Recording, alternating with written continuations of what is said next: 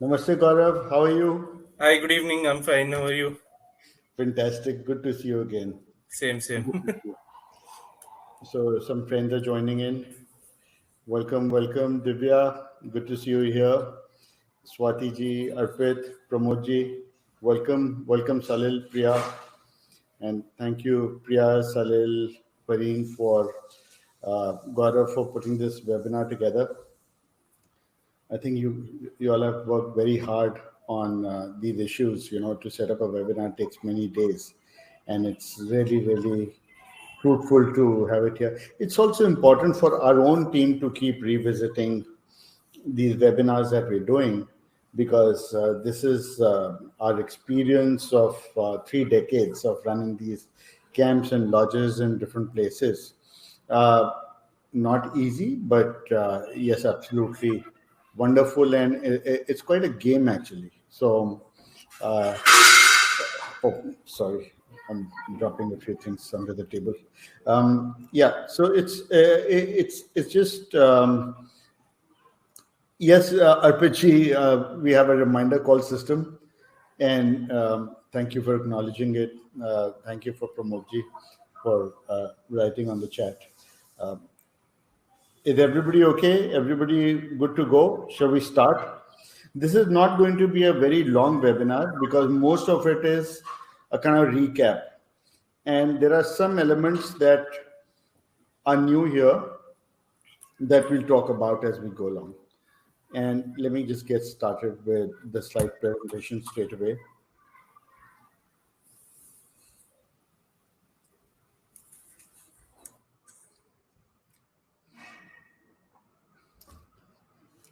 Okay, so visible to everyone?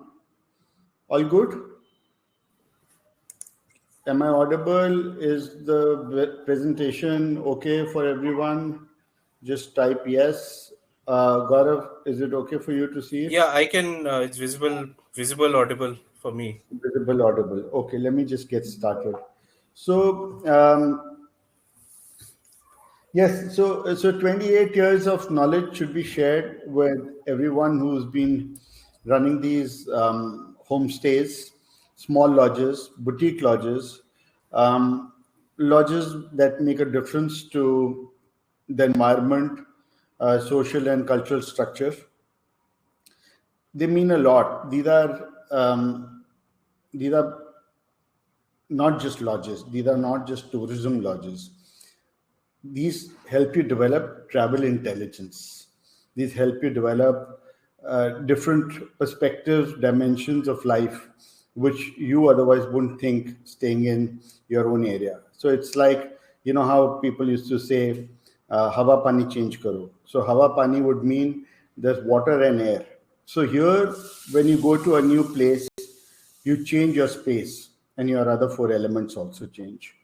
And if it's a meaningful place that is doing what it's supposed to be doing for the environment, for people, for culture, for livestock, for animals, for conservation, for traditions, keeping traditions alive, and then these lodges will be doing their job right. So, what will be your takeaway from these webinars? You'd be able to nurture the region or landscape you operate in. You'd be able to create harmony with your neighbors and people around you. And this will also have a huge advantage for your visitors. They will change from tourist to eco-tourist, more responsible, more caring, more sensitive. So this is a 10 module webinar system that we've evolved. We've already done 3 earlier. This is the 4th one. There's more of a recap, and then we're going to get into the management and the marketing side as we go along, and then in the subsequent ones. So what we've done so far, we've done USP, we've done management and compliances, we've done visitor management, and now we're doing experiences and value addition. So experience and value addition is is a kind of management angle that you will learn from, and experiences are what have been driven out of visitor management. So a bit about me, those who are here for the first time, I am Mohit Aggarwal. I'm an experiential ecotourism specialist. I have been trained by GSTC and I'm on the board of Asian Ecotourism Network. I'm a founder of Asian Adventures, a 28-year-old travel company. It's been the largest ground operators, birding ground operators in India. And we have a digital marketing company called Natty Netta, which is there to support all eco-centric projects. And this conservation, it's a conservation goal-oriented company, and we've got Elephant Corridor as one of our conservation goals, Himalayan plastic waste to get rid of it, and to help small wildlife NGOs. And also, we're concerned about the ancient Himalayan temples which are losing their originality. So that's about me. And I'd let Gaurav talk about himself a bit. Hi, good evening, everyone. So, before I start, I just want to apologize in case I've got a bit of a cough, so I may be my voice may be a little off today. I'm Gaurav Nalkur. I'm an avid bird watcher, and I have a deep love for nature. And I'm also a strong believer in using wildlife tourism as a tool to raise awareness and aid conservation science. Professionally, I'm training to be an ecotourism specialist, especially to work with the community tourism stakeholders like homestay owners. And educationally, I'm qualified as a wildlife research biologist. I'm especially interested in the field of bird behavior, and I've worked on urban bird diversity, giant squirrels in the Western Ghats, and bird niches in the Himalayas. And since 2018, I've been lucky to work with Asian Adventures, a company that shares my vision of using wildlife tourism and ecotourism as a means to help preserve the natural world. Thanks. Wonderful.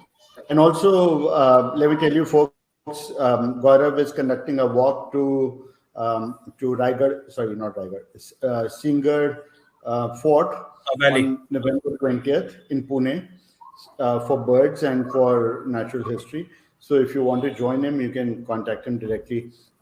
Put your number here or put the Earthworks link when you have time, Gaurav. Yeah, I'll Let put me that carry in. on with the rest of it. So friends, what is Asian ecotourism all about? Asian ecotourism is an international body. It's a subsidiary of Global Tourism Network, Ecotourism Network. They've come up with accommodation standards, and they're there on their website. And we've helped them convert those accommodation standards into Hindi. So you can download those PDFs, and there are 64 points, I think, and there are 3 levels. So as you keep stepping up, you will keep getting acknowledged by AEN as their certified people, and these standards have been recognized by GSTC, Global Sustainable Tourism Council. So go ahead and get your certification done if you like. What is Planetera all about? Planetera is a community-based tourism setup. They have almost 250 odd projects going on in 70 countries, community projects. And they've set SOPs. So if you're working with a community or you're a community member yourself and you want to drive your entire thing systematically with standard operating procedures, or if you know of any communities that are capable of taking on ecotourism as their livelihood, then Planetera is the right body to contact. We are their representatives and we are helping. They already have some presence in India, and we've just sort of joined hands with them so that they can take their work much further at a faster speed. So that's about Planetera. The 3 webinars that we've done so far, one is creating a USP, which is the most important and the most ignored thing in when you're setting up a homestay. So I'll talk about it briefly. And then management and compliances. So that's a part of your system to make it more effective, efficient. So your inputs are smaller and your outputs are large. If your management and compliances are not well governed, then your output will be very small and your input will be large, which means that you'll always struggle. And visitor management. So at the end of it, whatever you do, it has to be visitor centric. It has to be visitor centric and it has to be sustainable. So these three we've already done. And today we're talking about experiences and value additions. Correct? If you've got any questions as we go along, you can type that in the chat and then one of us will reply to you in detail. And if it's an odd question that will take longer, then we can go one-on-one on the telephone and talk about it. So experiences that are meaningful, providing sustainable and profitable experiences, ensuring repeat business, converting tourists into eco-tourists. If you're putting a lot of value to their advantage, then they will stay with you. Then they will go back happy. Then there is something that they would have got from you. It's not just the money that they paid you against accommodation or food to come and stay with you, but they're going back with a lot more. They've included you in their family list or friend list, and they are dependent on you for more and more information that makes their life richer. So that is about experiences. Yeah. So why create experiences, right? Because you would have seen on Facebook there are many homestay groups now, and there are people writing many things. Why a homestay is so expensive? I can get that in 5-star for this price, or I can. These people are they sort of just making it so expensive for nothing. But this is not how we look at it, and we need to have our communication right. When we start to talk to tourists, we need to tell them that even if our homestay is there, we are more expensive, or we could be more expensive, or we could be cheaper. That's not the issue. The issue is that you're coming to us because you feel safe. And when you come here and you feel safe because you're being with the family, you're being with an experiential place, where people are going to make you part of them. Whereas a hotel is a place where you can go spend a night, you'll get your services, you'll get your night stay, you'll get your linen, everything in order. Why your rates are more higher, or your costs are higher, your inputs are higher? Because you don't have so many SOPs. They're not system driven. Homestays are usually not system driven. They will act as per the will of the visitor. Whatever they want, they will churn out that. Whereas a hotel will say, I've got this and you can take it or leave it, and this is what the price is. So there are many other dimensions to it that we can go deeper into, the deep dive as we go along. When you create your USP, because you've got less resources, you need to create your USP.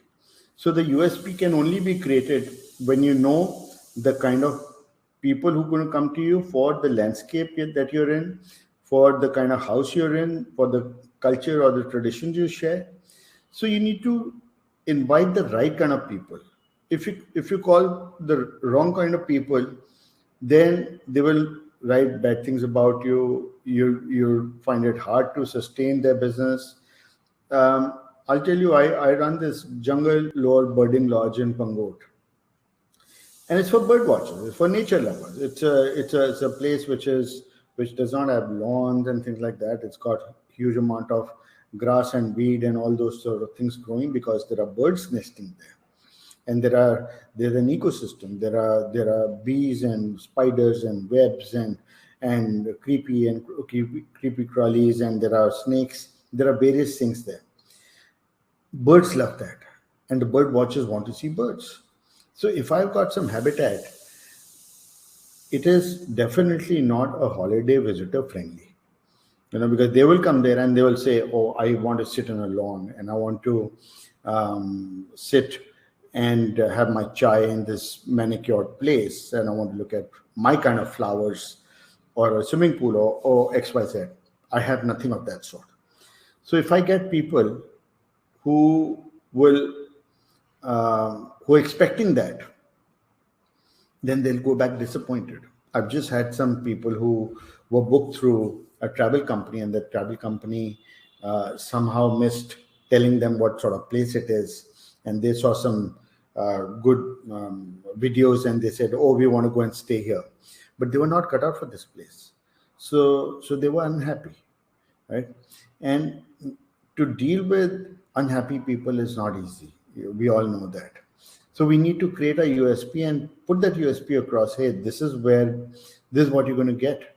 This is what this place is for. These are the kind of people who would like my place. So we've already done. Yes, Susanna, we've got those links, and we'll share those YouTube links with you in due course. If you, Gaurav, if you can find those links of those 3 webinars, you can put them here, or you can put the playlist link and then they can go through all of them. So type of experiences that homestay owners should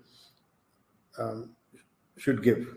Nature-based experiences. That's how they become, ecotourism projects.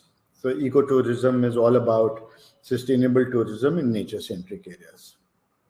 Safaris, guided walks, guided bird watching, treks, and or culture-based city walks, visit to monuments, traditional dance plays, cooking classes, traditional pottery, guided yoga, meditation, spa, bonfire games, and a lot more. This is some standard stuff that people do, which they can add to the brochure, but it's a lot more than that. It's the kind of attire which they are wearing. It's a tradition of greeting people, making them sit down in the kitchen, serving them, in the traditional utensils, traditional recipes, explaining it to them why they eat what they eat, or why do they do what they do, and explaining it to them in detail. Whereas a hotel, a worker will not be able to do it. So these are some standard ones that you can see that it's a jungle safari, and then there's a guide in it and there's a driver in it who are dependent on these sort of safaris for their livelihood. And then there are nature walks that either the local person can do himself, or he can take you into his orchard and say, let's go, I got to put some organic spray on my plants or mangoes or whatever. Can you come and help me with that?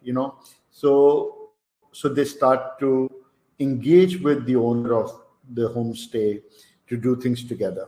Yeah. And if you got something to teach them, yeah, go ahead and open up a new dimension for them, which then they can start to offer to others after learning it.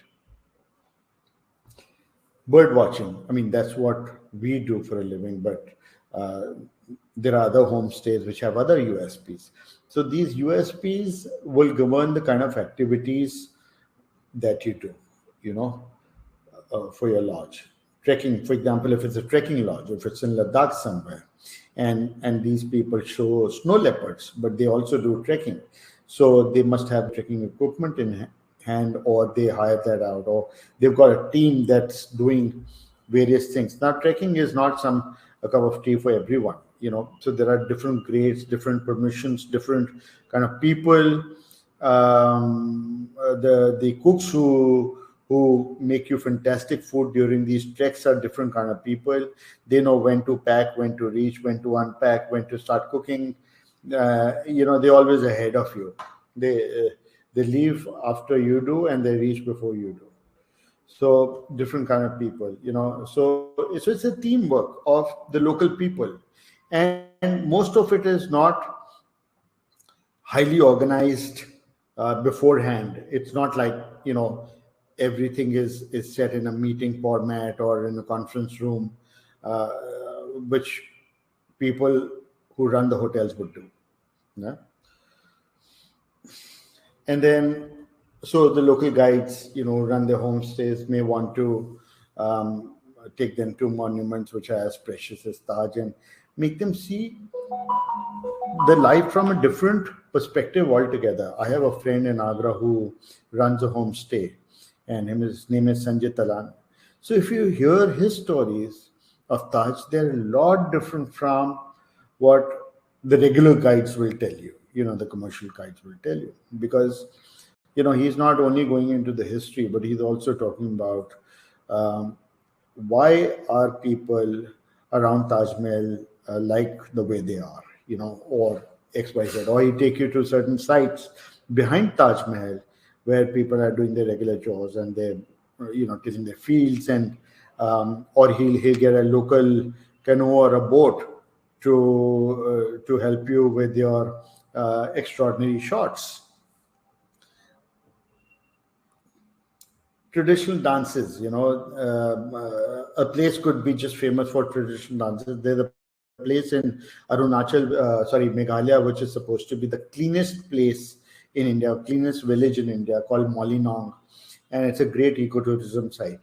So it was a dirty, filthy place at one point of time, I believe, and now it's the most sparkling little village that hosts tourists, and it's really a delight to go and see it. And so these are Cholia dances from Kumaon, and if you go to Jageshwar or any of these places, like this is in Jageshwar outside our lodge in Vansarai, where these people, these troops are very well organized. Each one of them is working somewhere else, and if you give them advance notice, they will come together as a team, and they're pretty much like bagpipers, from Scotland, and they will play this music and take their whatever money that they make. They've set certain prices for their dances, and the tourists will pay them that money, and they'll go back home. You know, so that can be done at the drop of the hat. So it's not like you need too much notice. Different kinds of food, pranic food, Indian recipes that have been concocted by professionals in different places. As you can see, this little girl is so intrigued here. She's looking at this kadai. And then potters. You go to communities, these villages where there are potters, and in Rajasthan or in MP, and actually sit with them and learn from them. So can that happen in a city? May not be. You'll get a glimpse of everything. In a big city, you'd be able to go in a rickshaw ride in Delhi and go through the lanes and by lanes, and so those are experiences, but they're limited. And here, staying in a homestay would mean that you're not just looking at the experiences that happen in and around the place, but also inside the house. You go and stay in a Komauni house. The ama, the grandmother called ama, will be cooking for you, and she'll make those lovely rotis on wood-fired chulas, and absolutely fresh.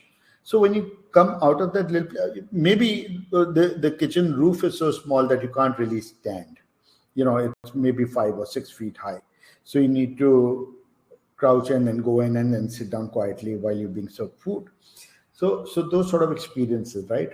And then yoga. If you're into wellness, then even better. So there are many such experiences that will happen.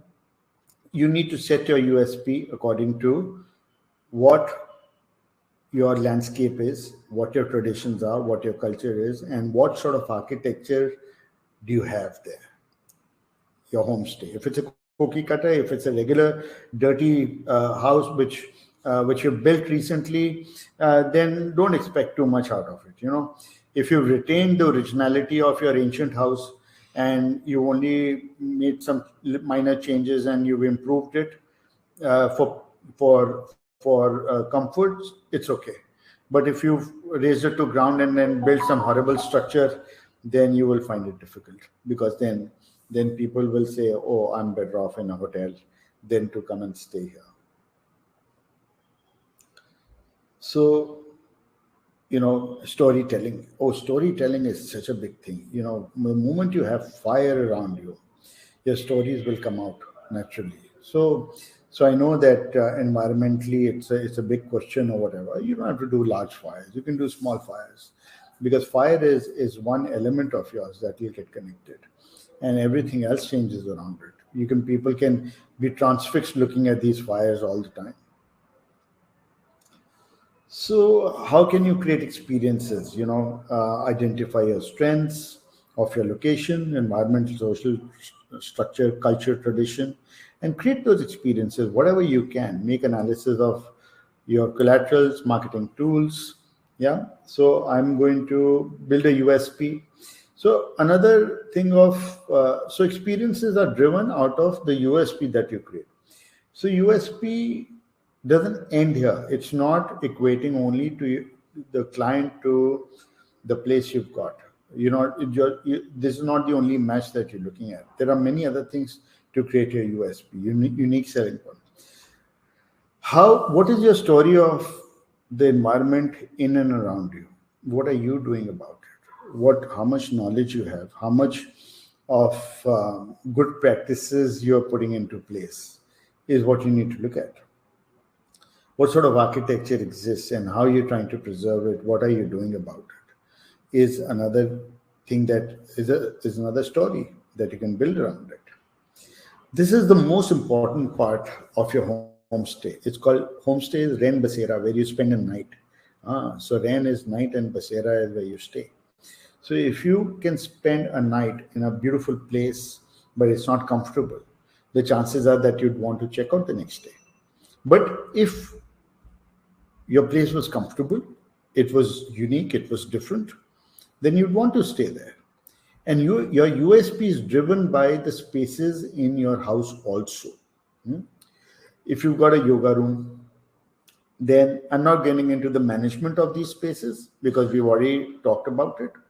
I'm saying how to create. If you've got a space which is highly energized, because for generations your forefathers or your grandmother or great grandparents have been putting incense there, they've been praying there, it's your sacred place, it's got a different energy altogether. Or the kind of kitchen that you have, or the kind of, so it's a sacred room, or if it's a library that you have, what sort of books have you kept? You've just kept books for the sake of keeping, or they are of a particular interest and they match the interest of your clients, right? So those collections will help. How they kept there will help. Yeah. Of course, we've talked about the landscape and the scenic beauty and all of those things already. And, what sort of spaces you have, like sun deck or sunset point, that people can sit and have chai, and you can take them in the evening. Says, "Aap yahan pe baitho, please sit here. I'll get you a cup of chai and a plate of pakoras. You enjoy yourself and watch this sun go down. It goes down all of a sudden, and it gets cold. So take your cap and your jacket along, and don't leave that behind." Or you have a curio shop, a souvenir shop, and then you have the points strewn about around your village or landscape where you locate it. The kind of food that you're growing and the practices of food growing, because at the end of it, food is a very major factor. What sort of food are you serving to people? How pure it is? Is it the same food that you're eating, or is it that you're trying to cut corners and get cheaper stuff from the market for your guest because you don't think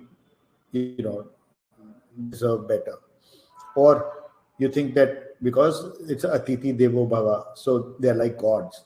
So whoever's coming to my house, I got to feed him better than what I eat myself, or at least that standard. And then you can experiment with food that suits their taste buds, or your food, just a little less spicy or more spicy, how people want it.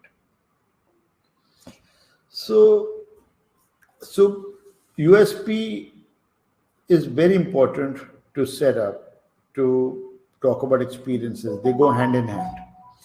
So, because your social media, your pictures, your content will emphasize how you respect nature and how you respect local culture, and people will take advantage of that.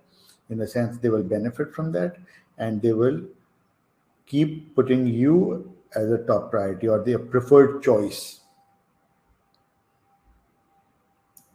So, then later, if you've got the money, you can create brochures and things like that, which you hand over to people and say, okay, this is something which I've spent money on, so don't push it down the drain.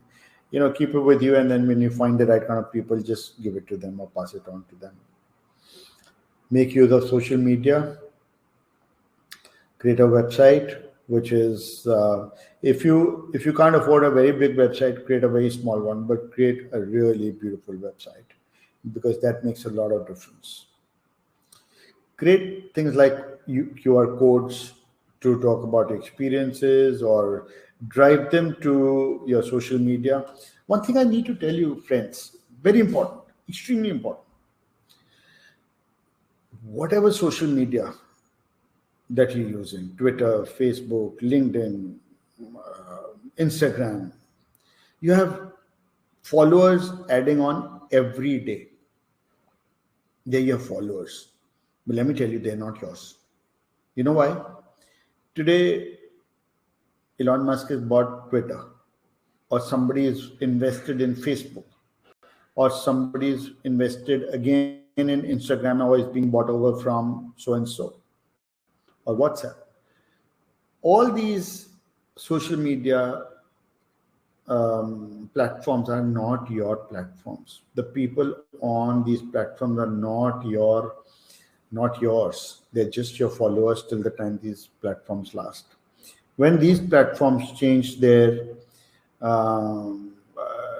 stance, their policies, the chances are that you will lose these followers. And then what do? Start all over again. So try and bring them into your diaries. I can teach you how to do it in another time when we talk about marketing, but keep that in mind. We have to convert these followers into names, telephone numbers, and email IDs. Each person on this planet has two identities, which usually don't change. One is a passport, and the second one is their email ID. So keep that in mind. Okay, Gaurav, I want you to take this on for me, please. Sure. Thanks. So thanks, Mohit, for all that. That was, great. We're talking about the different kinds of experiences we can offer. So now that you have assessed your homestay, you have assessed your environment, you have assessed what you can provide. And you have started your basic marketing. Another important thing is cross-selling and upselling. So cross-selling is basically when one of your guests or one of your visitors has purchased, or basically booked one of your services or products, and you are trying to sell them a similar related kind of thing. So for example, if somebody has let's say you are a wildlife lodge, somebody has booked their safaris through you, your jungle safaris. So then you know that these people are most likely nature lovers. So you can interest them in maybe a nature walk or a guided bird watching trail or something similar.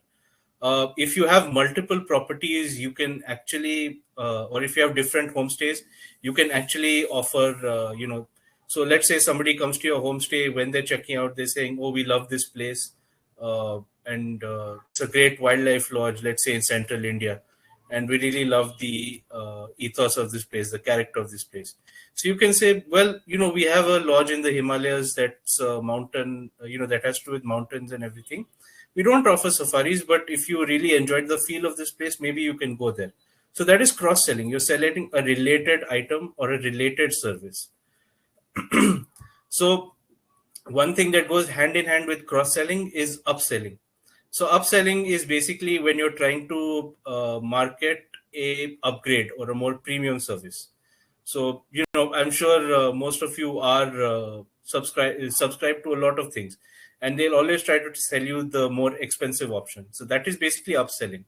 So if someone has booked, let's say, the cheaper type of room from you, let's say you have multiple types of rooms, and someone has booked a cheaper kind of room, you can say, well, these are all the rooms are comfortable, but maybe you'd have a better experience in this room.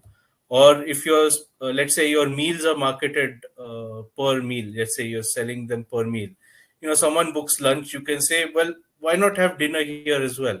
Or if you like the meals, maybe you can have all three meals.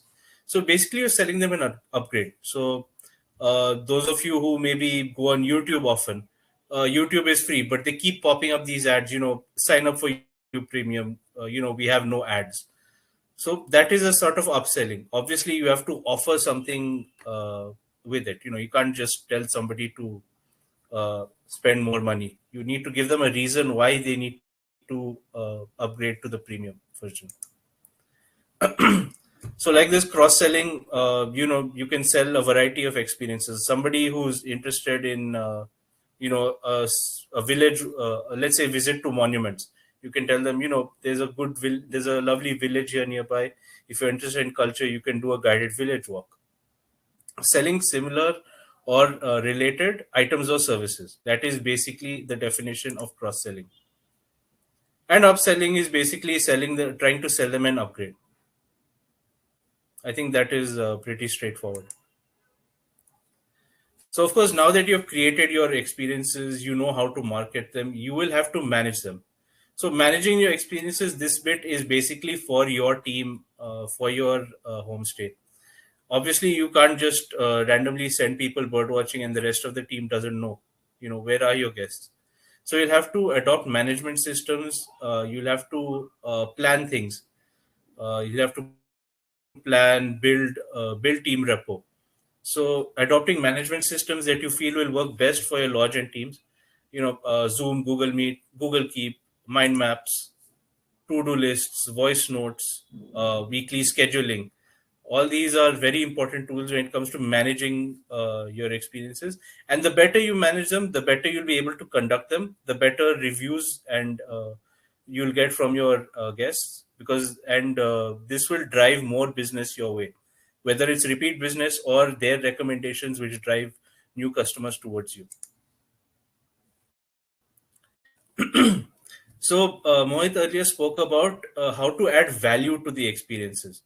So personalized approach to showcase your knowledge. You can take somebody on a nature walk. You can take somebody, let's say you're in Jaipur. You can take somebody, you can show them, this is Hawa Mahal, this is the City Palace, this is Jantar Mantar, whatever. But when you start showcasing how much knowledge you have about the history, about let's say the traditions of the place, that is when this adds value. That is when your guests will be impressed with your knowledge and your management of the experience. Also, you engage with your visitors through signs and posters. You know, the spoken word, of course, is always great, but pictures, signs, all these convey messages better as well. Especially for things like if you have a large property and you want people to know where, let's say, the dining area is, where the common area is, where the reception is, where their rooms are. If you have multiple rooms, you have, let's say, 10 rooms on one side, 10 rooms on the other side. The minute a person has to walk around your property looking for something they basically wanted, it's going to create a negative impression of your place, however good it is. The involvement of your family and team at a very personal level. We talked about how a hotel is different from a homestay. A hotel is just a place where you book a night. You go to a hotel, you tell them this is I have a room. They'll give you a room number, and you go there. That is it. Uh, Whereas here, if you're asking them whether they want something, or get involved with them. Of course, it has to be. There's a fine line between taking care of someone and irritating them, but basically showing them that you care about their entire experience. Highlighting their value systems using self points and your social media. We talked about Instagram, and most of you know how they are so many travel influencers. All these travel influencers are basically doing a great job for you. They are marketing your property for free. So if you can give them, a nice place to make a video, a nice place to make a short reel for their Instagram channel, and take care of their needs, provide them with very photogenic spots for them to take photos. You are basically helping them help you. Thanking them with genuine gratitude. Sometimes just a simple thank you is not enough. People can sense when a thank you is very genuine, very heartfelt. Maybe you can maybe give them a little gift, a local souvenir, a small local souvenir, or maybe or tell them, next time you come, or we can give you a slight discount, or things like that. So these small gifts and genuine gratitude will make a lot of difference. uh, Asking help for their help with their knowledge. If you have any expert staying with you, always ask for their help. It shows that you're more involved and that you're willing to learn. Maybe there is somebody who works on, let's say, sewage systems or building codes. You can always discuss with them, about the thing. It can improve your lodge. Even if it doesn't, at the most, you are engaging your guests and, building a rapport with them. And you should have a good feedback system as well, so complaints, suggestions. If you're new to the homestay game, it's not expected that you're going to be the best at your game the minute you start your homestay. Ask people for their feedback. Maybe there is something lacking which you're not sure about.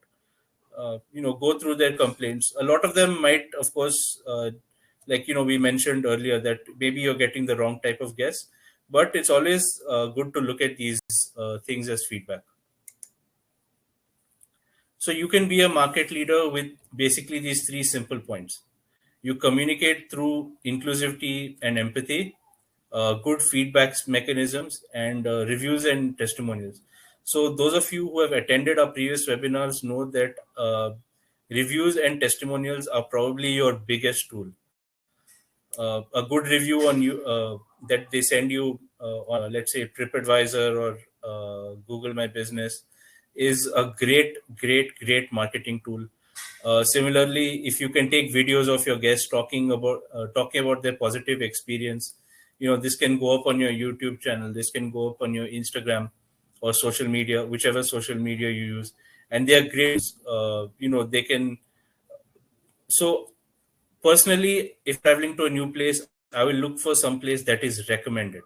So when people see a user review, a user testimonial, they basically knows that, okay, somebody else stayed here, they had a good time, most likely I will have a good time too.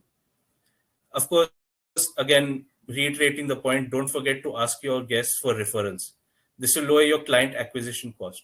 So, if your guests genuinely had a good time, you can always ask them for referrals. Like I said earlier, you can maybe give them a small gift, or maybe tell them that, okay, maybe you send us a guest, your next stay here, your meals will be on the house, or something like that. Small, little value additions. And with all this, basically, you will have the tools to outdistance your competition. Most of your homestays, I don't want to call them competition, because I think nowadays everyone can and should work together. But most homestays will basically market only certain aspects. So, for example, a nature lodge will only give nature-related, let's say, experiences, or a wellness lodge will have only wellness-related experiences. But now you have a USP which these people probably don't. So it's a limited approach to only talk about the logistics and facilities of a homestay. you can showcase the experiences in depth to your clients. So make the most of what you have. If you're a nature lodge, for example, you're in nature. Of course, you can do nature walks, bird watching trails, and all. But you are also in a beautiful, quiet, peaceful place. It might be a good place for a guided yoga session. Maybe you can get in touch with a yoga teacher or a meditation specialist. You could have a, let's say, experimental tour on a guided yoga session, and avoid the temptation to be on par with your competitors. Don't say this is what this person is doing, they're pretty successful, if we follow them we'll also be successful. You may have to do that in the beginning, but use your USP, use your management skills, and try to be better than them. If someone's offering bird watching trails, think about, okay, fine, I can also offer bird watching trails, but how can I make them better? How can I make my village walks unique to my property or unique to my team? And with all these tools, it is truly a life changing game for your lodge or homestay. You'll be a market leader. Your responsible and ethical experiences will always get you views. You'll be enhancing your reputation both amongst clients as well as local communities. It's always good to have local support. And this will also result in a positive cycle. Good reviews will get you more clients. These good clients will get you better reviews. These will get you more clients. And, this is a cycle, a very positive cycle that will keep continuing. And eventually, the sustainability and inflow of your resources will be a lot more easy as you go along. So the better you learn to manage these experiences with the tools that I mentioned, the easier and cheaper it will become, and the more profitable it will be in the future. So once again, like to thank you all for joining us, and it's been a recap of a lot of things. But those of you who have been here for our past webinars will know that these are not individual pieces, but they are all working hand in hand to give you a game changing experience. So thank you again. That was really, really wonderful, Gaurav. I I'd invite people to put their questions if they've got any, and then I can reply or Gaurav can reply. One very important thing that I want to lay emphasis on is the power of any signs that you've got. You know, there might be 1,000 things that you need to tell your visitors. There might be 1,000 things that they would want to know. Now, you can't tell them because they don't have that question may not come up. You may not have the bandwidth to tell them. You already engaged with running a homestay. So, how will you tell your things to them? So, the signs make all the difference. Write down your stories, make little signs and put them up in places. For example, if like I have a mango orchard in Gir, and that mango orchard is given on contract to a local guy, and he doesn't appreciate if people start plucking all the mangoes, and it's his hard work which he wants to sell. So so how can I stop people? They come there, they see those mangoes and they go running after them. They say, oh, I want this mango, I want to eat this mango, I want this mango. So I said, okay, no problem, I will make a win-win situation for all of them. So I said, okay, if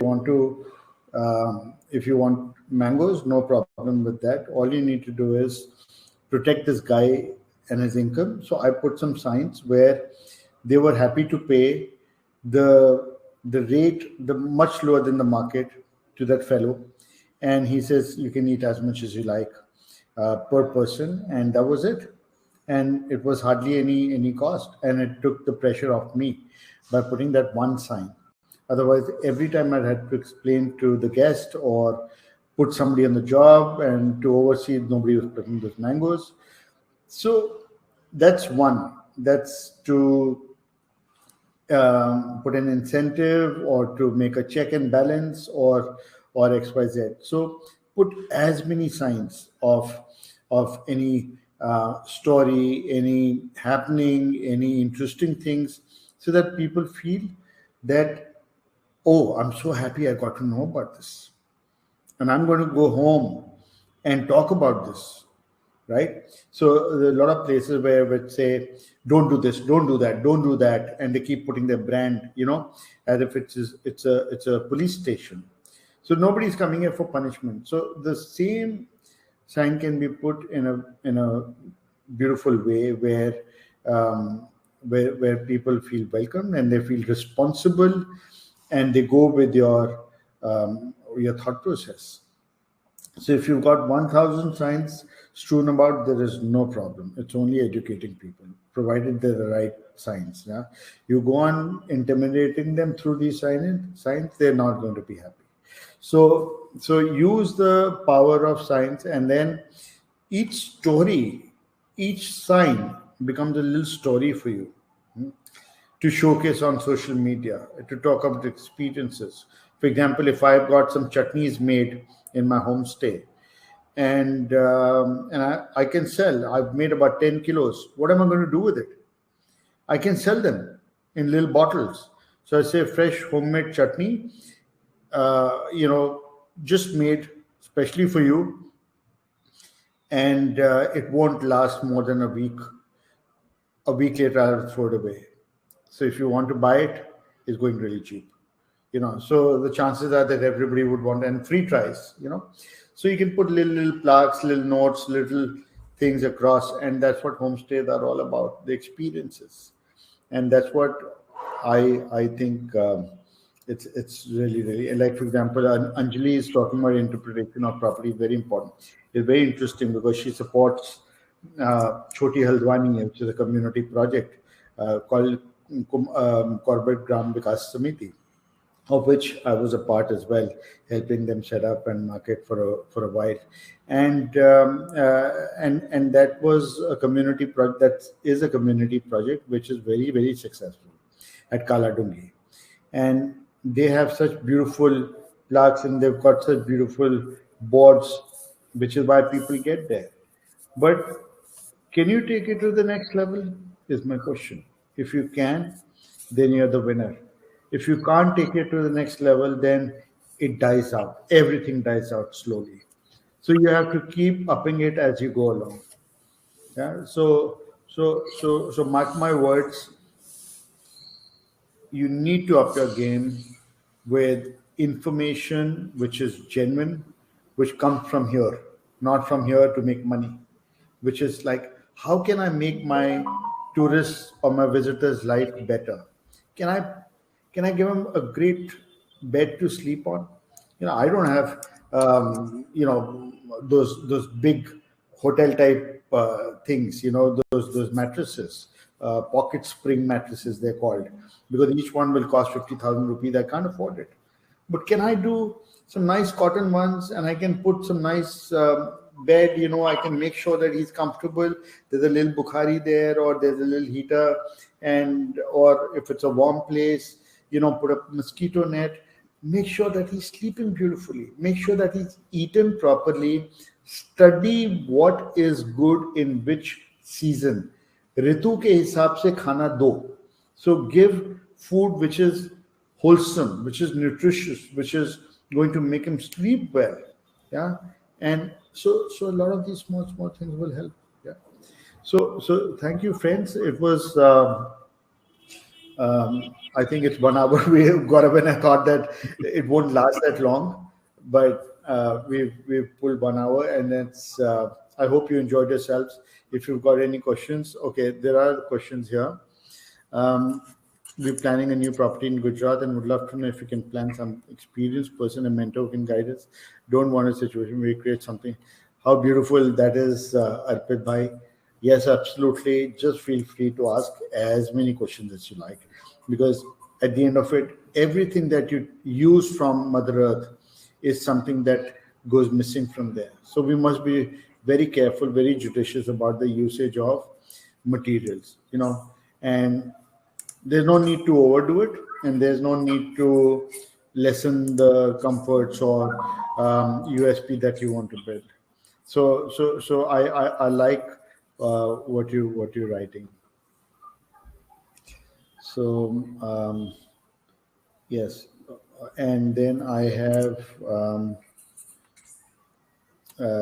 yes, I I'm happy if I'm putting down my number in case if you want to get in touch with me, WhatsApp me, and then I'll be able to tell you any answer that you need.